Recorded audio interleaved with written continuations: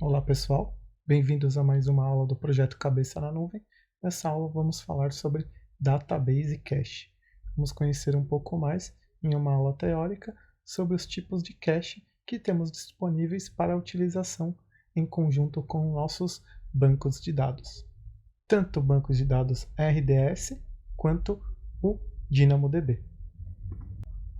Este é um tema que cai de forma bem superficial na prova Practitioner. E como todos os modelos de cache da AWS não há free tier, então não vamos fazer neste momento uma aula prática destes serviços.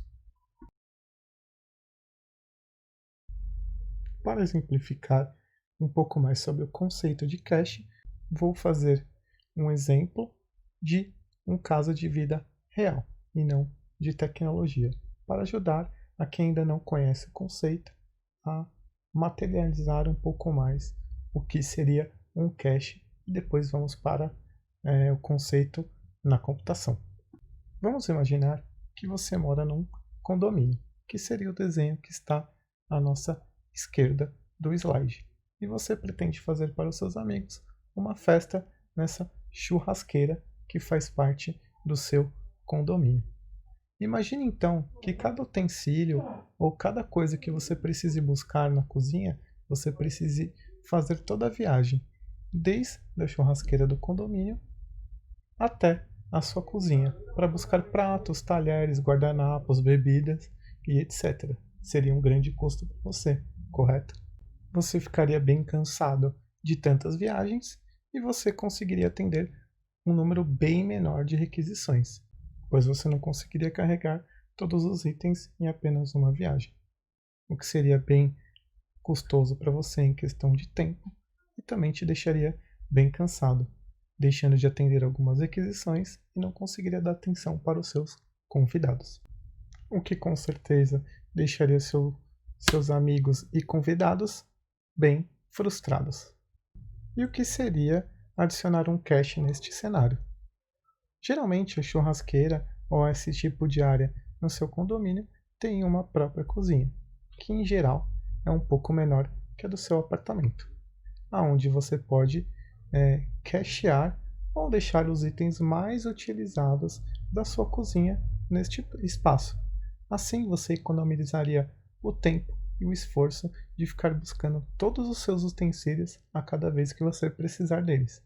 Ou seja, você tem um espaço de fácil acesso, muito mais próximo, para que você possa buscar e utilizar os itens mais utilizados ou necessários para servir os seus convidados em um churrasco, deixando o acesso rápido e fácil para que você economize tempo de acesso à sua cozinha. E quais são os benefícios e em que cenário devemos aplicar o cache? Como vimos já no exemplo, é muito utilizado para reduzir o tempo de acesso à informação, ou se eu preciso diminuir a latência, pois muitas vezes o tempo de acesso a um banco de dados é muito alto e eu quero melhorar a resposta, o tempo de resposta da minha aplicação. Isso, por consequência, vai melhorar muito a experiência do nosso usuário. Nós conseguimos também reduzir o número de acessos ao banco de dados, pois o cache será mais acessado, o que diminuirá a concorrência no banco de dados e, por consequência, também vai diminuir bastante o nosso custo. Ainda mais se estivermos falando de funções Lambda, pois como pagamos a Lambda pelo tempo que ela está processando, além do quanto utilizamos de memória, o importante é que a gente responda e tenha o dado acessível o mais rápido possível, pois assim pagaremos muito menos pelo nosso consumo na AWS, uma vez que a resposta utilizando um cache será muito mais rápida que o acesso ao banco de dados.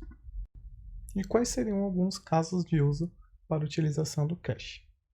Dados que têm um alto custo para fazer uma query, dados que a gente tem um número alto de acessos consecutivos, ele é pouca vez alterado, a frequência de alteração desses dados não é muito grande. Por exemplo, dados pessoais de um perfil na nossa rede social, por exemplo, fotos, os seus dados pessoais, etc. Ou, por exemplo, os dados de login do usuário na aplicação, pois ela não vai mudar em tempo de execução ou de aplicação. Isso raramente altera. Então, é um caso de uso bem comum em deixar no cache os dados de login do nosso usuário. Quem já fez as aulas de EC2 e Elastic Load Balance vai se recordar que temos o Stick Session para manter o nosso usuário sempre atachado a um servidor, pois se a gente mudar no Load Balance para um servidor novo, ele pode perder os seus dados. Isso é uma forma que é de baixo custo, porém não muito eficiente, como temos muitos usuários na nossa aplicação. Utiliza no cache é muito mais eficiente. Nós podemos utilizar em paralelo ao nosso web server um DynamoDB para guardar as sessões por exemplo, se a nossa aplicação for um jogo online, nós teremos uma recuperação na casa de milissegundos para o caso do DynamoDB. Mas o DynamoDB é um banco de dados NoSQL e não um cache. Mas nós o podemos utilizar em conjunto com o DAX, que é o serviço do Amazon DynamoDB Accelerator, que tem uma performance extrema. Ele é highly scalable, ou seja, ele escala de forma horizontal, sem nenhuma preocupação de gerenciamento nosso. Ele é fully managed, ou seja, a responsabilidade sobre a escalabilidade e a disponibilidade é da AWS e não nossa.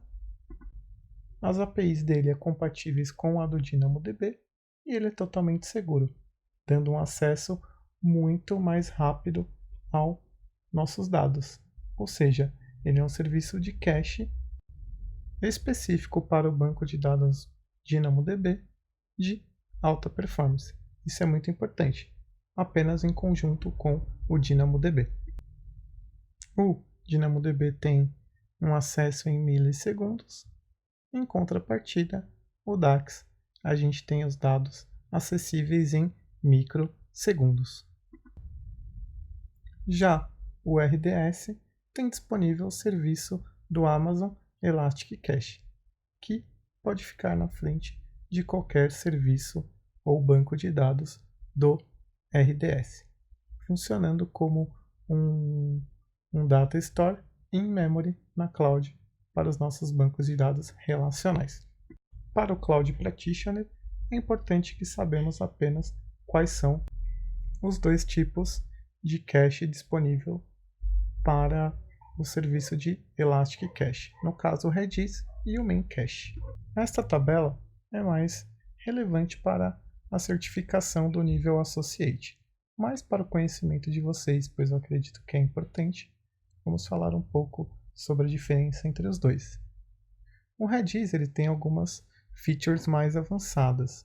Se você precisa que o seu cache tenha algumas funções adicionais, como ordenação, que é muito interessante, por exemplo, para os dados de games, por exemplo, um ranking de games, que ele esteja disponível em diversas zonas de disponibilidade, que ele tenha backup em restore, isso seja possível em tempo de aplicação, você deve utilizar o Redis, que apenas ele tem essas features.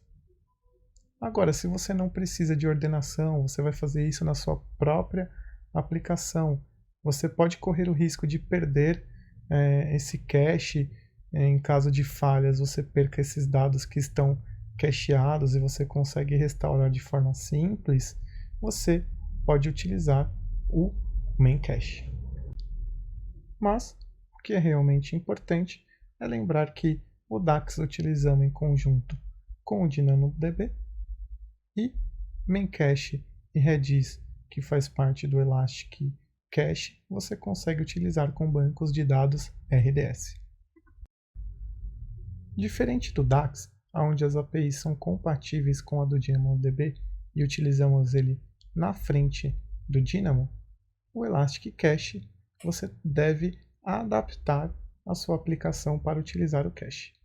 Ou seja, você vai primeiro ler o seu Elastic Cache para verificar se o dado existe lá e depois, caso não exista, você faz a leitura no banco de dados na segunda etapa e escreve numa terceira etapa no Elastic Cache, pois foi um dado que você acabou de recuperar e você pode precisar dele em um futuro próximo.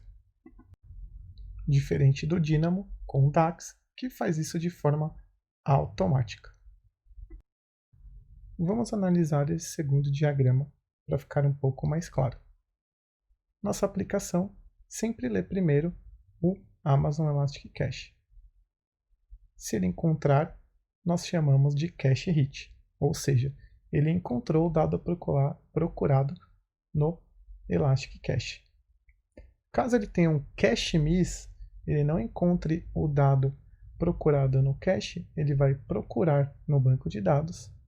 Ao encontrar, ele vai ter que ir e escrever este dado no Elastic Cache para que possamos recuperar em uma próxima e possível chamada.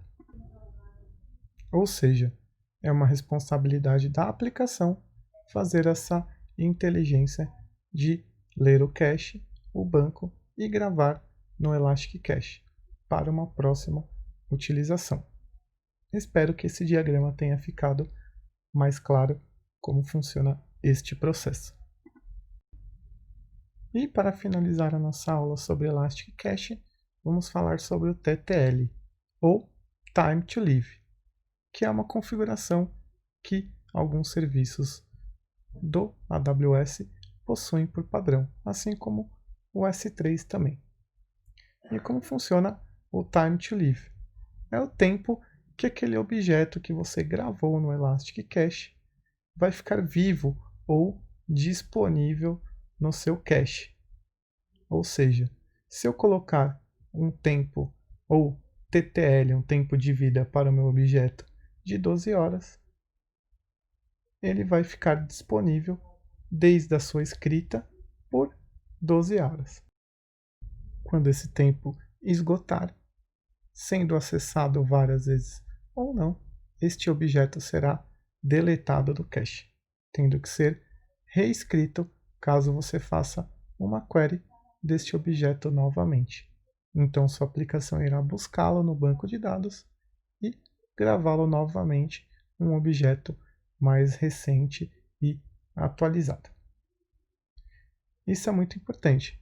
Se você configurar um tempo de vida muito grande, você pode ter um objeto desatualizado, caso sua aplicação altere também no banco de dados.